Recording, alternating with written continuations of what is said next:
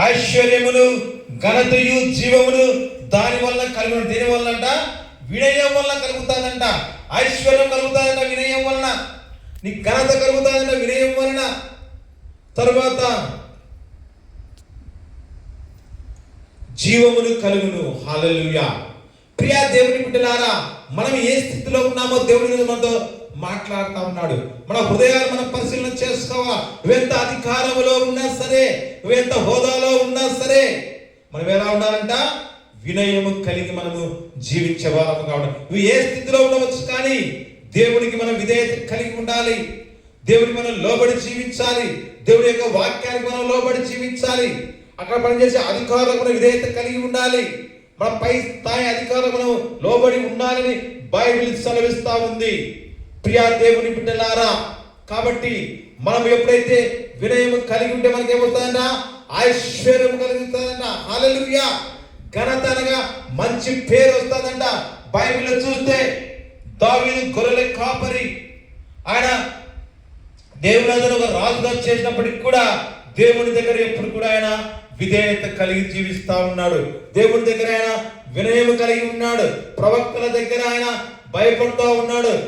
విధేయత వాళ్ళ మాటకు లోబడుతూ ఉన్నాడు. అందుకనే ఆయనకు 40 సంవత్సరాల యొక్క రాజ్యము, ఇజ్రాయెల్ రాజ్యాన్ని ఆయన పరిపాలించిన వ్యక్తి.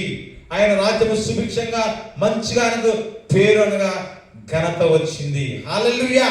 అదే విధంగా మనం ఈ యొక్క సొలొమోను చూస్తే, సొలొమోను రాజు దేవుని యందు భయభక్తులు కలిగి, దావీదు వాళ్ళ తండ్రి ప్రకారము దేవునికి విధేయత కలిగి ఆయన మార్గంలో నడుచుకుంటూ ఆయన జీవిస్తూ ఉంటే ఆయనకి ఏమొచ్చింది? ఐశ్వర్యము, ఘనత వచ్చింది.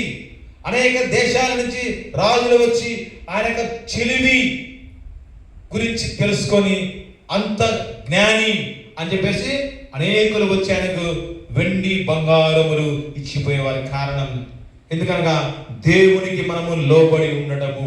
హల్లెలూయా. చాలా మంది అంటారు, నేను దేవునికి లోబడతాను, నేను భర్తకు లోబడను, తల్లిదండ్రులకు లోబడను, టీచర్లకు నేను లోబడను, పనిచేసే అధికారులకు లోబడకపోతే నువ్వు దేవునికి లోబడనట్లే. నువ్వు తల్లిదండ్రులకు విధేయత చూపకపోతే, తల్లిదండ్రులకు వినయం ప్రదర్శించకపోతే, టీచర్ దగ్గర వినయం ప్రదర్శించకపోతే, సంఘ గురువు పాస్టర్స్ దగ్గర, గురువుల దగ్గర నువ్వు వినయం ప్రదర్శించకపోతే నువ్వు దేవుని దగ్గర విధేయతగా ఉండాలంటే అది దేవుడు ఒప్పుకోడు. బైబిల్ సెలవిస్తా ఉంది, తల్లిదండ్రుల విషయంలో నీ తల్లిని నువ్వు సంపాదించుకు, నువ్వు దీర్ఘాయుష్యముతో అవుతావు అని వాక్యం సెలవిస్తా ఉంది. ప్రియ దేవుని బిడ్డలారా, మన జీవితంలో మనం ఒకవేళ తగ్గింపు కలిగి లేకపోతే, విధేయత మనం కలిగి లేకపోతే, వినయం కలిగి మనం లేకపోతే, పెద్దల పట్ల, దేవుని పట్ల, గురువుల పట్ల,